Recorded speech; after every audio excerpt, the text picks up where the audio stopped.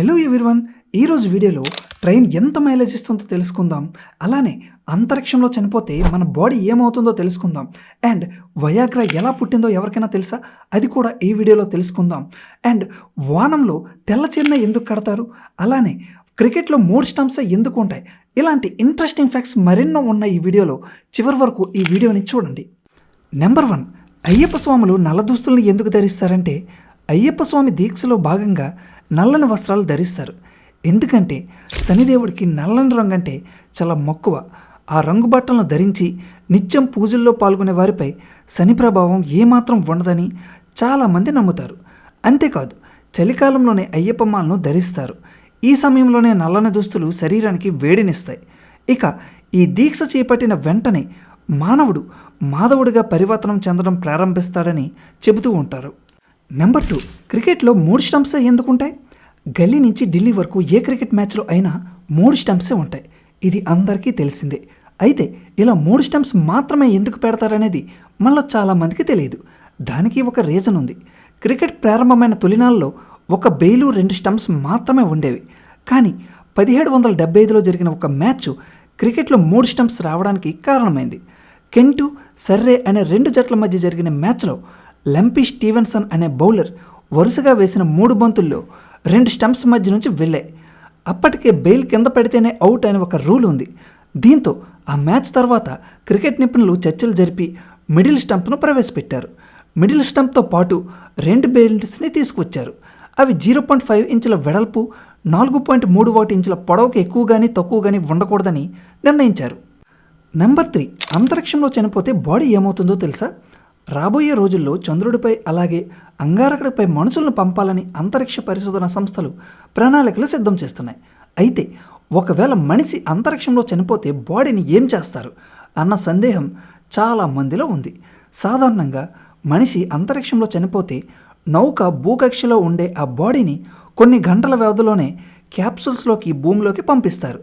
అదే చంద్రుడి మీద మరణిస్తే ఆ బాడీని సహా వ్యామగాములు భద్రపరిచి కొన్ని రోజుల తర్వాత భూమికి తీసుకువస్తారు. ఒకవేళ వ్యామగామి అంగారక గ్రహంలో మరణిస్తే వెంటనే తీసుకురావడం కుదరదు. బాడీని ప్రత్యేక సూట్లో పెట్టి నౌకలోని ఒక ప్రత్యేక గదిలో భద్రపరుస్తారు. మిషన్ ముగిసిన తర్వాత భూమికి తీసుకువస్తారు. ఇందుకు ఏళ్ల సమయం కూడా పట్టొచ్చు. ఒకవేళ మనిషి స్పేస్ సూట్ లేకుండా అంతరిక్షంలోకి వెళ్తే ఆక్సిజన్ లేక రక్త ప్రవాహం నిలిచిపోతుంది. గురుత్వాకర్షణ వల్ల ఒక చోటు నుంచి మరొక చోటికి వెళ్ళిపోతూ ఉంటాడు. ఈ క్రమంలోనే కండరాల్లో కాల్షియం పేరుకుపోతుంది. బ్యాక్టీరియా శరీరమంతా వ్యాపించి బాడీ ఉబ్బిపోయి చనిపోతారు. ఇదంతా క్షణాల్లోనే జరుగుతుంది. నెంబర్ 4, మొదటి రాత్రి పాలు ఎందుకు ఇస్తారో తెలుసా? హిందూ సాంప్రదాయంలో పెళ్లికి అలాగే మొదటి రాత్రికి చాలా ప్రాధాన్యత ఉంది. పెళ్లి తర్వాత శోభనం రాత్రి వధువును పాల గ్లాస్తో గదిలోకి పంపడం సాంప్రదాయం. అసలు శోభనం రాత్రి పాలు ఎందుకు ఇచ్చి పంపిస్తారో తెలుసా?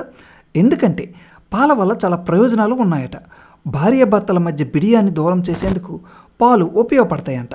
ఆ పాలను చిరోసగం పంచుకోవడం వల్ల వధూవరుల మధ్య బంధం బలపడుతుందంట. ఆ రోజున భార్యాభర్తలిద్దరూ పెళ్లి తంతుతో అలసిపోకుండా సత్తువతో ఉండడానికి కుంకుమ పువ్వు, బాదం పప్పు, మిరియాలు వేసి మరిగించిన పాలు ఇస్తారు. ఆ పాల నుంచి విడుదలయ్యే హ్యాపీ హార్మోన్స్ వల్ల మనస్సు రిలాక్సింగ్గా ఉంటుంది. అంతేకాకుండా పాలలో ఉండే ఎమినో యాసిడ్ పురుషుల్లో లైంగిక శక్తి పెంపొందిస్తుందట. ఇన్ని లాభాలు ఉన్నాయి కాబట్టే శోభనం రోజు వధువును పాల గ్లాస్తో పంపిస్తారు. నెంబర్ 5, వయాగ్రా ఎలా పుట్టిందో తెలిస్తే షాక్ అవుతారు. వయాగ్రా పేరు వినగానే ప్రత్యేకంగా మనుషుల కోసం ఎన్నో ప్రయోగాలు చేసి కనుగొన్నారని చాలామంది అనుకుంటూ ఉంటారు.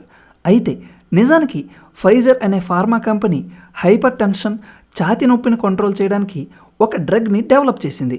దానిపై క్లినికల్ ట్రయల్స్ చేయగా ఛాతీ నొప్పిని నయం చేయడం కంటే ముందు శరీరంలో అంగస్తంభనలు ప్రేరేపిస్తుందని తేలింది. అలా ఆ ఫార్మా ఏదో అనుకుని ప్రయోగం చేస్తే వయాగ్రా పుట్టింది. అలాగే మనం యాంటీబయోటిక్గా వాడుతున్న పెన్సిలిన్ కూడా అనుకోకుండా కనుగొనిదే. సర్ అలెగ్జాండర్ ఫ్లెమింగ్ ఇన్ఫ్లుయెంజా అనే వైరస్పై ప్రయోగం చేస్తున్న సమయంలో 2 వారాల విరామం తర్వాత వైరస్ని గమనించగానే అది తన చుట్టూ ఉన్న బ్యాక్టీరియా పెరగకుండా అడ్డుకుంటున్నట్లు గమనించాడు. అది బ్యాక్టీరియాను చంపగల ఆత్మరక్షణ రసాయనాన్ని ఉత్పత్తి చేస్తుందని గుర్తించాడు. అలా పెన్సిలిన్ పుట్టిక జరిగింది. నెంబర్ 6, ట్రైను ఎంత మైలేజ్ ఇస్తుందో తెలుసా? మొదట్లో ట్రైన్స్ బొగ్గుతో నడిచేవి. ఆ తర్వాత డీజిల్తో, ప్రస్తుతం కరెంట్తో నడుస్తున్నాయి. అయితే అంత భారీగా ఉండే ట్రైను ఎంత మైలేజ్ ఇస్తుందన్న డౌటు చాలామందికి వచ్చే ఉంటుంది. సాధారణంగా 12 కోచ్ల ప్యాసింజర్ రైలు 1 కిలోమీటర్కి 6 లీటర్ల డీజిల్ తీసుకుంటుంది. అలాగే 24 కోచ్లతో నడిచే ఎక్స్ప్రెస్ కూడా అంతే మైలేజ్ ఇస్తుంది. కానీ 12 కోచ్లతో నడిచే ఎక్స్ప్రెస్ 1 కిలోమీటర్కి 4.50 లీటర్ల డీజిల్ మాత్రమే వినియోగించుకుంటుంది. ఎక్స్ప్రెస్ తక్కువ స్టేషన్లో ఆగడం, ప్యాసింజర్లు ఎక్కువ స్టేషన్లో ఆగుతూ వెళ్లడమే దీని వ్యత్యాసానికి కారణం. ఇక ప్రస్తుతం అందుబాటులో ఉన్న కరెంటు ట్రైను 1 కిలోమీటర్కి 20 యూనిట్ల కరెంట్ని వినియోగించుకుంటూ ఉంటుంది. నెంబర్ 7, ఓనం పండుగ అనగానే అందరికీ గుర్తుకు వచ్చేది అక్కడ మహిళలు కట్టుకునే తెల్లని చీరలు, బంగారు ఆభరణాలే. ఈ పండగ రోజు పూలతో అలంకరించిన రంగోలీ చుట్టూ తమ కుటుంబ సభ్యులతో కలిసి సాంప్రదాయ నృత్యాలు చేస్తూ ఉంటారు. అయితే ఓనం పండగకు మహిళలు తెల్ల చీరనే ఎందుకు ధరిస్తారో తెలుసా? నిజానికి ఇలా తెల్ల చీరలు కట్టుకోవడం ఈ మధ్య పుట్టింది కాదు. అది వాళ్ళ పూర్వీకుల నుంచి వస్తున్న ఆచారం. వారు ధరించే తెల్ల చీరలను కసవ్ చీరలు అంటారు. ఈ కసవ్ చీరలే కేరళ సాంప్రదాయ దుస్తులు. అంతేకాకుండా ఈ ఓనం సమయంలో బంగారం కొంటారు. బంగారం అంటే సంపదకు గొప్ప చిహ్నంగా వారు భావిస్తారు. ఓనం సమయంలో బంగారం కొనడం వల్ల వారి జీవితాల్లో అదృష్టంతో పాటు ఆనందాన్ని తీసుకువస్తుందని అక్కడ ప్రజలు విశ్వసిస్తూ ఉంటారు.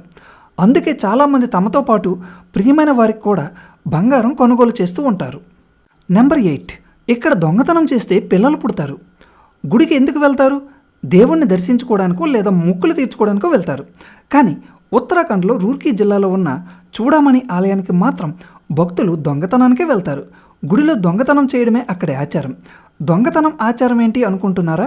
అవును, సంతానం లేని వాళ్ళు ఆ గుడిలో ఉండే చెక్క బొమ్మలను దొంగలిస్తే పిల్లలు పుడతారని అక్కడ నమ్మకం. అందుకే భక్తులు దేవతను దర్శించుకొని వస్తూ ఎవ్వరికీ తెలియకుండా చెక్క బొమ్మను దొంగలించి పిల్లను పుట్టిన తరువాత తీసుకువచ్చి అక్కడే పెడతారు. సంతాన ఆలయంగా పేరున్న ఈ గుడిలో జరిగే చెక్క బొమ్మల దొంగతనానికి ఆ గుడి పూజారే సహకరించడం విశేషం. నెంబర్ 9, తుఫాన్కి మీరు కూడా పేరు పెట్టొచ్చని తెలుసా? భారీ తుఫాన్లు వచ్చినప్పుడు వాటికి విభిన్నమైన పేర్లు పెట్టడం మనం గమనిస్తూ ఉంటాం. తుఫాన్ని గుర్తుపెట్టుకోవడానికి, ఒక్కొక్కసారి ఎక్కువ తుఫాన్లు వచ్చినప్పుడు వాటిని గుర్తించడానికి, ఏ తుఫాను ఎప్పుడు వచ్చిందని తెలుసుకోవడానికి పేర్లు పెడుతూ ఉంటారు. అలా తుఫానుకు పేరు పెట్టే సందర్భాల్లో వివిధ దేశాలు కొన్ని పేర్లను ముందుగానే సూచిస్తూ ఉంటాయి. వాటిలో ఏదో ఒక పేరుని తుఫాన్కి పెడతారు. అయితే తుఫాన్లకి మనం కూడా పేర్లు పెట్టొచ్చని మీకు తెలుసా? అందుకోసం ఏం చేయాలంటే 8 అక్షరాల్లోపు ఉండి పలకడానికి సులభంగా ఉండే పేర్లను ఎంచుకోవాలి. ఆ పేరు ఎలాంటి వివాదాలకు చోటివ్వకుండా, ఎవరి మనోభావాలకి గాయపరచకుండా ఉండే విధంగా ఉండాలి. అలాంటి పేరును మీరు the director general of meteorology, భారత వాతావరణ శాఖ, లోధి రోడ్, న్యూఢిల్లీ చిరునామాకి లేఖ రాసి పంపించవచ్చు. ఒకవేళ మీరు పెట్టిన పేరును వారు ఆమోదిస్తే భారత్ తరపున పంపిన తుఫాను పేర్ల జాబితాలో చేరుతుంది. మీకు తెలిసిన తుఫాన్ల పేర్లు ఏంటో కామెంట్ చేయండి. నెంబర్ 10, కొత్త బైకులకి కిక్ రాడ్ ఎందుకు ఉండదు? పాత బైకుల్లో కిక్ రాడ్ ఉండడం మీరు గమనించే ఉంటారు. సెల్ఫ్ స్టార్ట్ పనిచేయని సందర్భాల్లో కిక్ రాడ్ని వాడుతారు. కానీ కొత్తగా వస్తున్న బైకులకి కిక్ రాడ్ ఉండట్లేదు. దీంతో కంపెనీలు కిక్ రాడ్ ఎందుకు ఇవ్వట్లేదు? కిక్ స్టార్ట్ సిస్టమ్ లేకపోతే సమస్య ఉండదా అని కొనుగోలుదారులో మొదలవుతున్న ప్రశ్న.